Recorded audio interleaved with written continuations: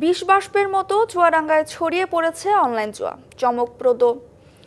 চমকপ্রদ বিজ্ঞাপন আর মন গড়া প্রলোভনের ফাঁদে পা দিচ্ছেন অনেকেই। আর্থিক লাভের আশায় বিনিয়োগ করে নিঃস্ব হওয়ার সংখ্যা নেহাত কম নয়।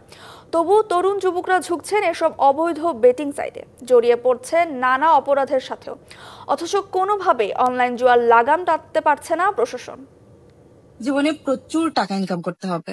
রেজিস্টার করলে আপনি পাবেন 18 টাকা বোনাস। হাজার হাজার তরুণ যুবক জড়িয়ে পড়ছেন অনলাইন জুয়ার সাথে।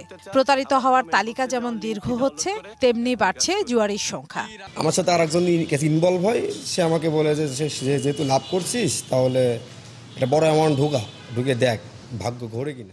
28 বছর বয়সী এই যুবক অন্তর্জালে বিজ্ঞাপন দেখে জড়িয়ে পড়েছিলেন প্রতারণার জালে। অল্প কয়েকদিনে হারিয়েছেন সব। এখন চোখ জুড়ে বিষাদের কালো ছায়া। আর এটা ওইটা না, কাপড় ধোয়ার একটাই সলিউশন, চাকা অল ইন ওয়ান। একই স্বপ্নে বিভোর, নেশায় ডুবে থাকা আরেক যুবকের গল্প প্রায় একই রকম। অনলাইন প্ল্যাটফর্মে কাজের আশায় নিজেকে আবিষ্কার করেন অবৈধ বেটিং সাইটে। লাখ লাখ টাকা আয়ের আশায় বিনিয়োগ করতে করতে তিনি নিঃস্ব। 1,47,100 টাকা মতো আমার টোটালি ডিপোজিট করা রয়েছে, আমি পুরোটাই আটকে রয়েছি। অর্থ সংকুলনের জন্য নানা অপরাধে জড়িয়ে যাচ্ছেন অনেকে। কেউ কেউ হতাশা থেকে আত্মহত্যা করছেন। এসব অনাকাঙ্ক্ষিত ঘটনা উদ্বেগ ছড়াচ্ছে সচেতন মহলে।